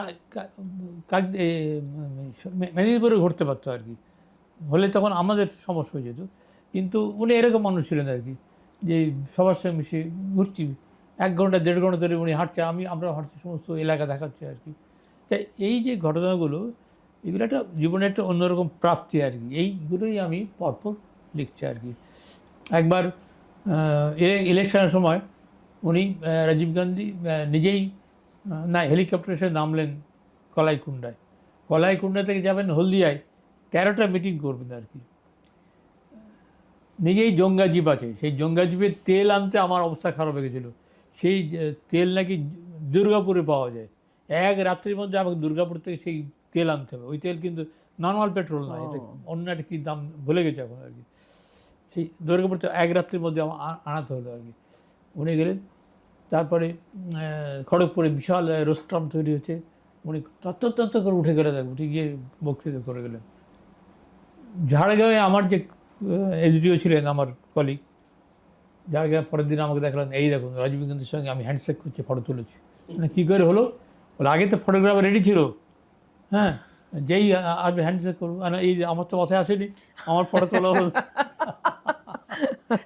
মানে এরকম টুকরো টুকরো নানা ঘটনা যেগুলো ঘটে, যেগুলো এখন মনে হয় যে জীবনটা অনেক বর্ণময় করে ভাবা যায় আর কি। প্রত্যেক মানুষের জীবনে অনেক ঘটনা ঘটে, আসলে ভাবাটা আসলে আর কি, যে কীভাবে প্রত্যেকের জীবনে, এরা সব ইয়ং ছেলে, এদের অনেক ঘটনা ঘটবে, অনেক দিন পরে সব স্মৃতিচারণার সময় মনে হবে যে কত কিছু ঘটে গেল। তা সাহিত্যের জীবনে এই একটা দিক গেল, আমলাগাছি একটা দিক গেল। সমগ্র শঙ্খচিলটা কি নিয়ে? হ্যাঁ, এটা এবার বলি। এটা হচ্ছে ওই যে বললাম আমি পূর্ববঙ্গ থেকে এসে আমাদের পরিবার বাদুড়েতে জঙ্গল কেটে পত্তন করেছিলেন। আমার বাড়ির সামনে ইচ্ছামতি ছিল।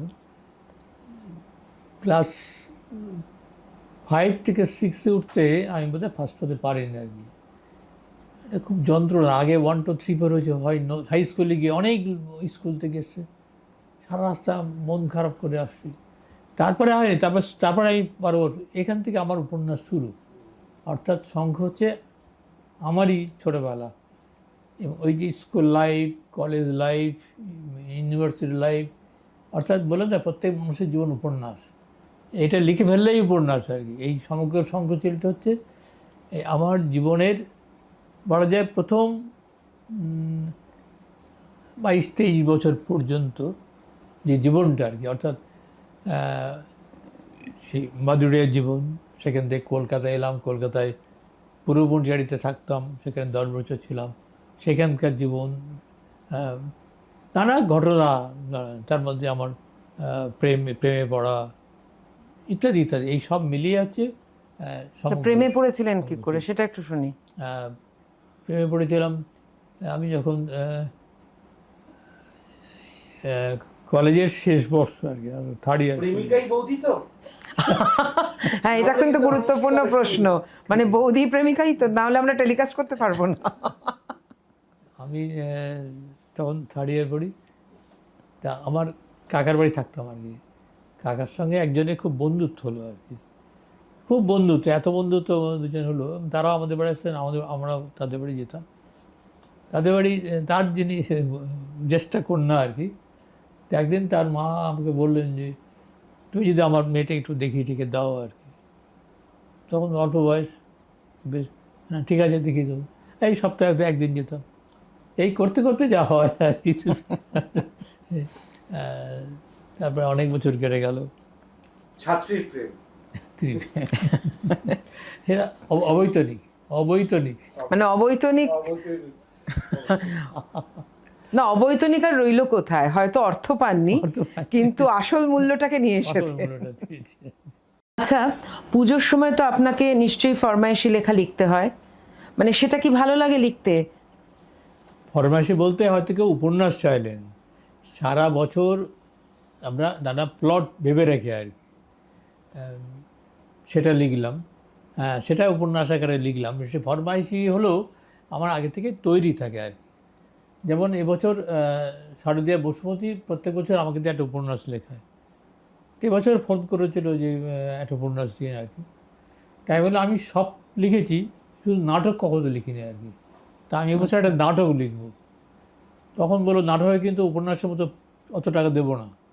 মানে টাকাটা ফ্যাক্টর না, কিন্তু আমার একটা নাটক একটা লিখবো। ছোটোদের নাটক লিখেছি, কিন্তু বড়দের নাটক আমি কখনো লিখিনি। তো এই প্রথম, মানে কালকে রাত্রি শেষ করেছি, আজকে সকালে রিভিশন দিচ্ছি, আর আগামীকাল রিভিশন দিয়ে আমি ওটাকে পাঠাবো। এই বিষয়টা কিন্তু খুব অন্যরকম। সেটা যে এই যে গ্লোবাল ওয়ার্মিং চলছে, এই যে মানুষের উচ্চাসা, এই যে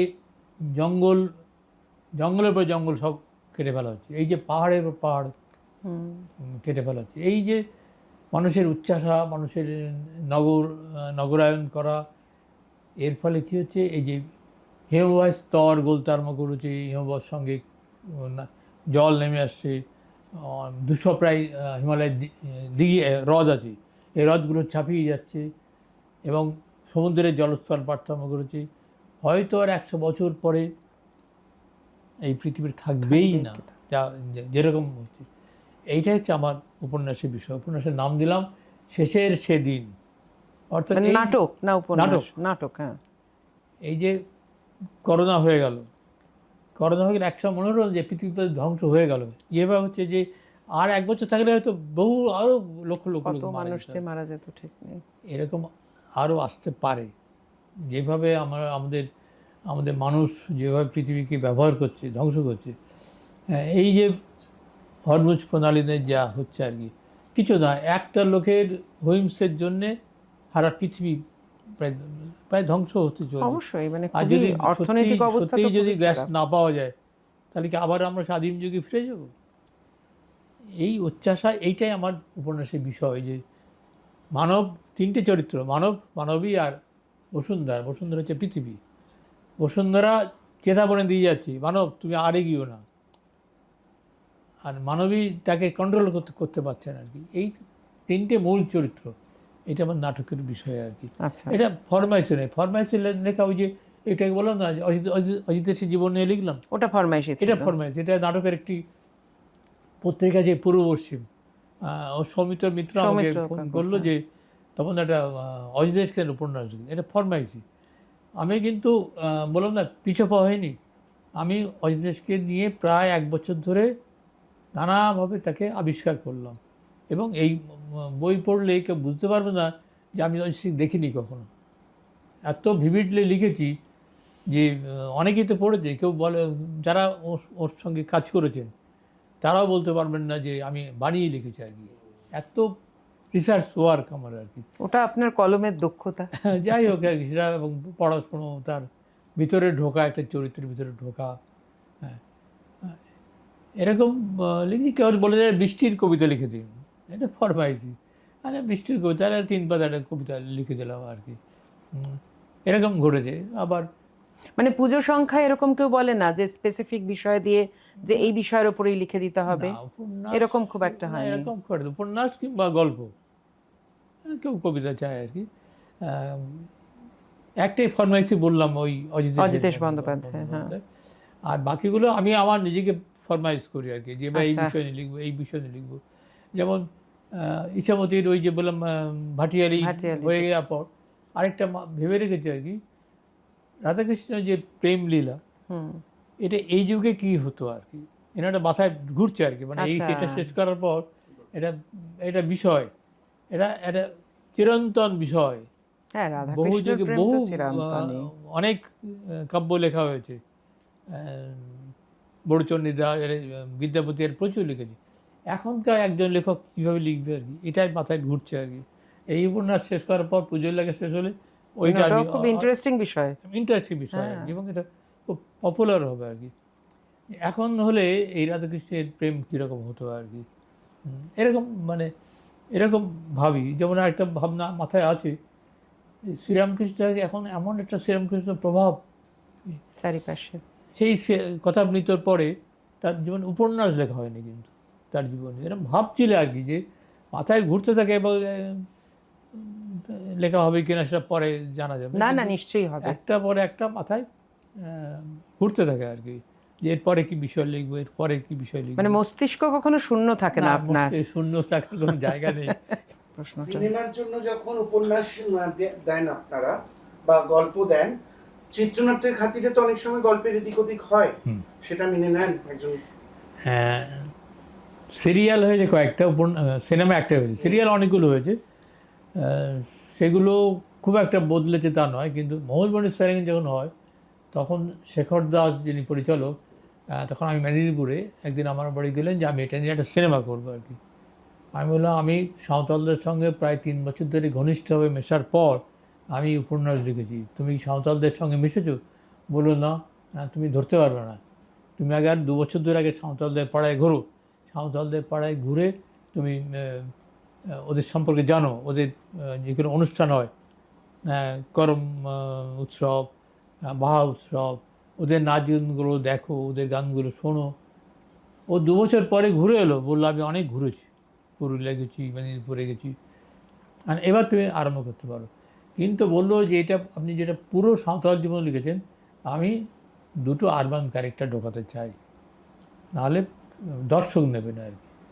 এবং 2টো আরবান ক্যারেক্টার ঢুকেছে, এবং আমাকে শোনালো যে কী করেছে আর কি, যেটা ওখানে রূপা গাঙ্গুলি আর শিলাজিৎ অরিজিনাল ছিল, আর কি সব্যসাচী ছিল, সব্যসাচী চক্রবর্তী। কে ছিল বলতো, আরেকজন কে ছিল জানো, আমারও খেয়াল পড়ছে না এখন।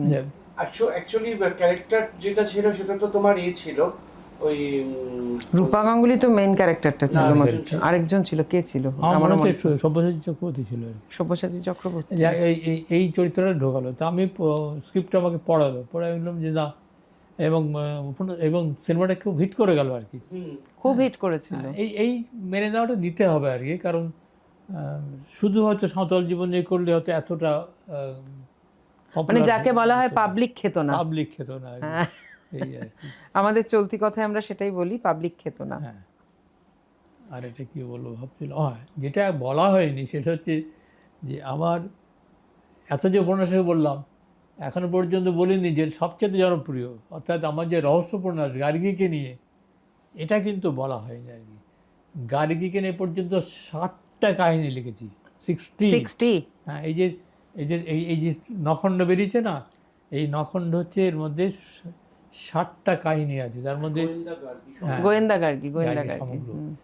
এটা একটা ইতিহাস আছে।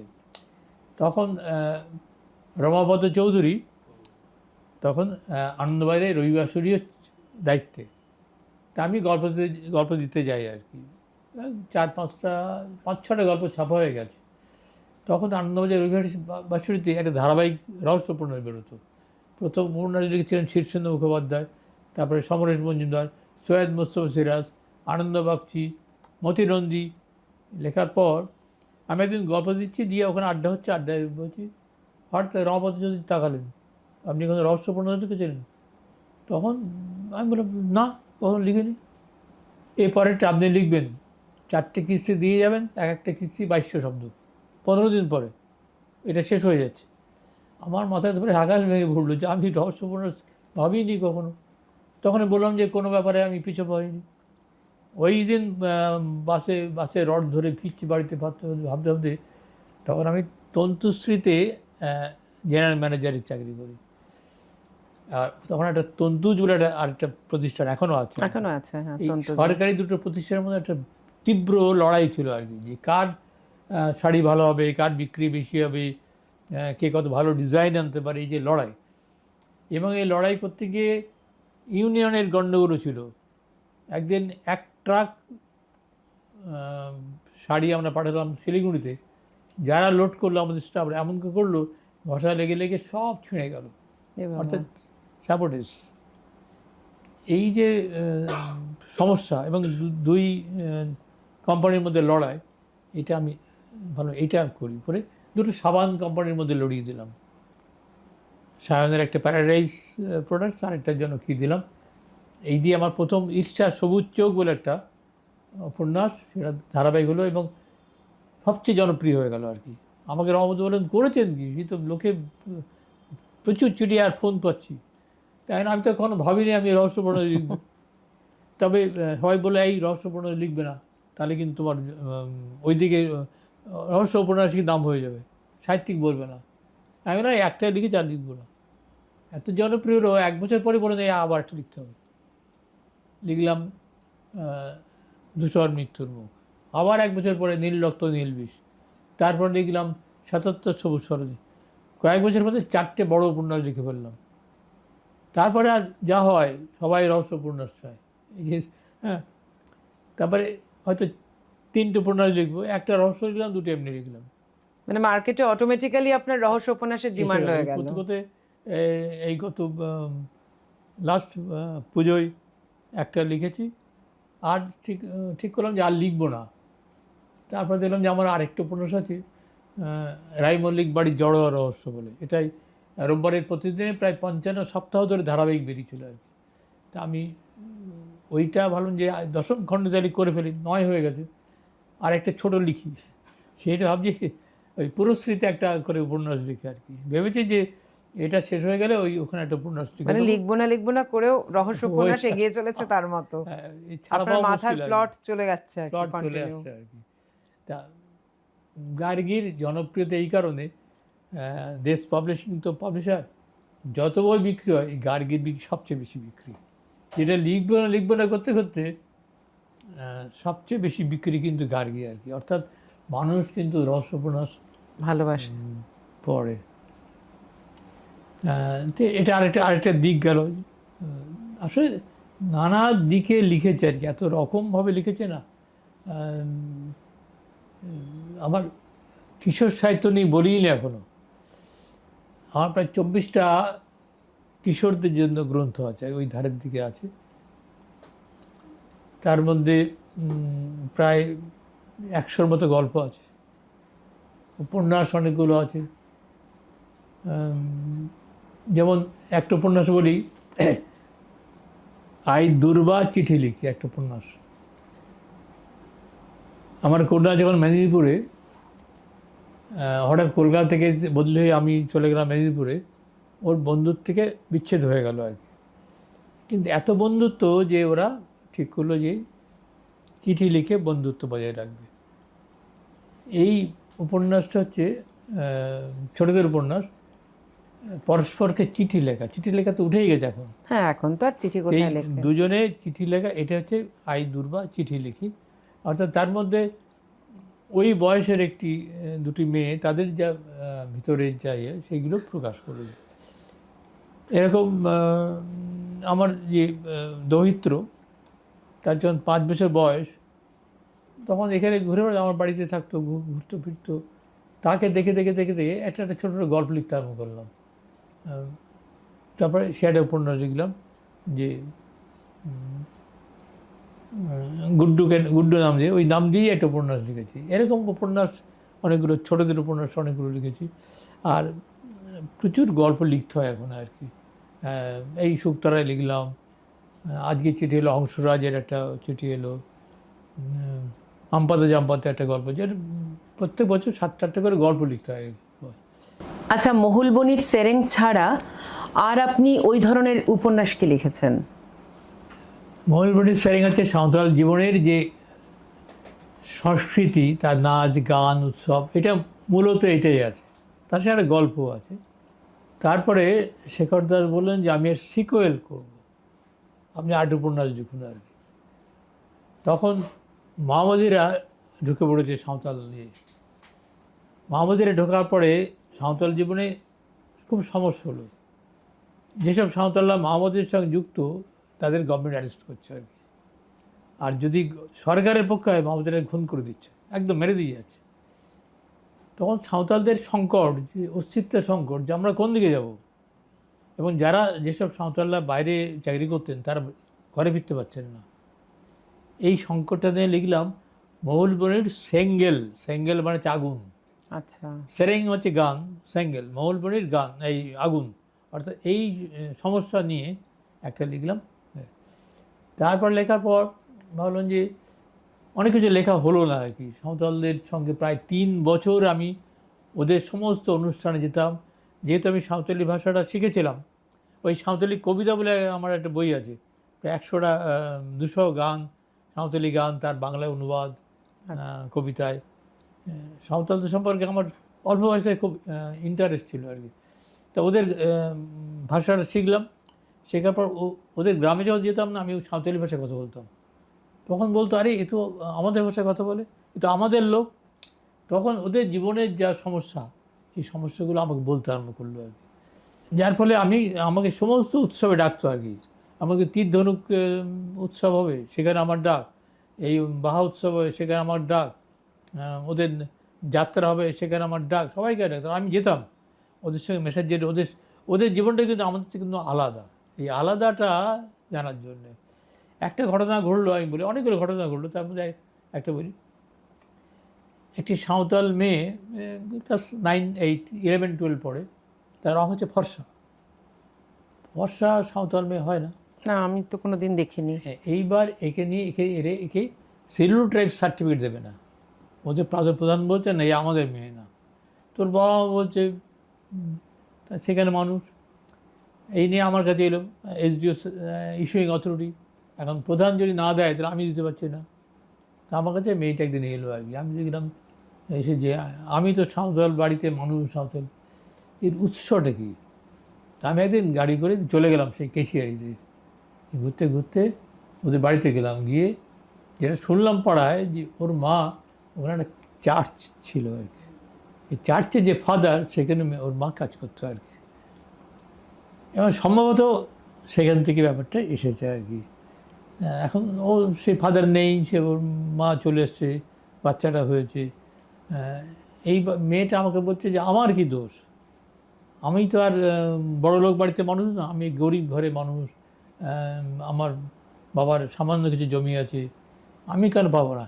তবে আমি এই জাতির সত্তা নিয়ে আমি স্কুলে কিন্তু ভালো রেজাল্ট করতো আর কি, বলে আমি লড়ে আমি জায়গা করে দেবো, আমার ট্রাইবাল সার্টিফিকেটের জন্য, কিন্তু আমার সার্টিফিকেট চাই। এই যে মেয়েটার লড়াই, এটা আমার ওই 3 নম্বরে লিখলাম মহুলমণির মায়াম। মায়াম মানে হচ্ছে রক্ত, আচ্ছা, এই রক্তের সমস্যা আর কি। তা এটা যে এই 3টে খণ্ড আমার মনে হয় যারা পড়বেন সাঁওতাল জীবন সম্পর্কে একটা খুব ভালো ধারণা হবে। কলকাতায় বসেও সাঁওতাল জীবন কীরকম, তারা একদম গ্রামের একদিকে থাকে, তাদের জীবন আলাদা, তাদের উৎসব আলাদা। এটা যে 3টে খণ্ড পড়তে পারবে। আরেকটা বলি যে আমি যখন সংস্কৃত অধিকর্তা ছিলাম, তখন উত্তরবঙ্গের যারা মানুষ তারা বলতো যে সব কলকাতায় হয়, উত্তরবঙ্গে কিচ্ছু হয় না। আমি ঠিক করেছি উত্তরবঙ্গে আমি সংস্কৃতির যেসব নাটক, গান, লোকায়ত গান, এগুলো আমি ওখানে আলাদা করে মন দেবো। করতে করতে ওখানকার যারা জনজাতি, রাভা, মেচ, ধিমাল, এদের সঙ্গে আমি হলাম। খণ্ড বিখণ্ড বলে একটা উপন্যাস আছে আমার। এই খণ্ড বিখণ্ড হচ্ছে যে এই উত্তরবঙ্গের জনজাতি এদের নিয়ে লেখা আর কি। আচ্ছা, অর্থাৎ ওদের মধ্যে আমি তখন রিসার্চ ওয়ার্ক করছি আর কি, চাকরি করছি, রিসার্চ ওয়ার্কও করছি আর কি। আর নকশাল আন্দোলনে আমার অনেকগুলো উপন্যাস আছে, সমগ্র শঙ্খচিল একটা আছে, তারপরে লাল সালু বলে একটা উপন্যাস আছে। এটাই এই যে নায়ক অর্চনা গুহ ঠাকুর তো বলে একটি মহিলা থাকে, মেয়েরা হাড় গুঁড়ো করে দিয়েছিল, তার ভাই একটা লড়াই শুরু করেছিল। 20 বছর ধরে যে পুলিশ অফিসার তাকে মেরেছিল তার বিরুদ্ধে লড়াই, এবং এই রাষ্ট্রযন্ত্রের বিরুদ্ধে লড়াই মানে সাংঘাতিক লড়াই। এইটা আমি যে কোর্টে মামলা হতো হাইকোর্টে, সেই বিচারকের সাথে আমি ভাব করলাম, বললাম যে আমি এটা জানতে চাই। উনি একটু সাহিত্যপ্রেমী ছিলেন, উনি আমাকে সমস্ত ফাইল খুলে দিলেন। আমি ওখানে বসে নোট করতাম আর কি, করে লাল সালু বলে এই 20 বছরের লড়াই, এবং শেষ পর্যন্ত ওই পুলিশ অফিসারের 3 মাসের জেল হলো। এই 20 বছরের লড়াই ট্রেনে লিখেছে, কীভাবে সেই ছেলেটি দিদির উপরে যে অত্যাচার তার প্রতিশোধ নেওয়ার জন্য যে লড়াই, এটা হচ্ছে লাল সালু। এরকম অসংখ্য বিষয় দিয়ে লিখে, সব বলা গেল না আর কি। যাই হোক, আমরা মানে এতক্ষণ ধরে তপনবাবুর সঙ্গে যে গল্প করলাম, সেখান থেকে সমৃদ্ধ হলাম।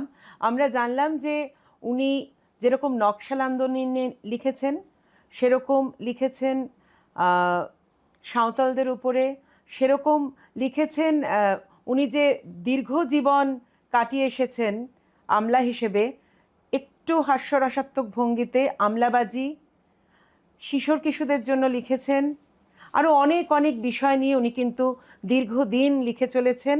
এবং যেটা উনি মানে বললেন, আলোচনার মধ্যে উঠে এলো, ওনার মাথায় আগামী প্লট অলরেডি ঘুরছে রাধাকৃষ্ণর প্রেম নিয়ে। এটা কিন্তু একটা অত্যন্ত ইন্টারেস্টিং বিষয় হবে বলে আমার ধারণা, যে মানে পাঠকরা এটাও অবশ্যই গ্রহণ করবেন এবং এটাও অত্যন্ত জনপ্রিয় হবে।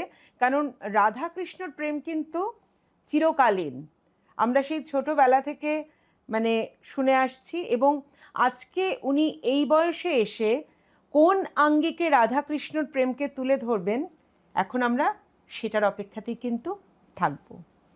শঙ্কর সুনীল গঙ্গোপাধ্যায়, সুনীল গঙ্গোপাধ্যায়। সিনেমা, নাটক? সিনেমা। পাহাড়, সমুদ্র?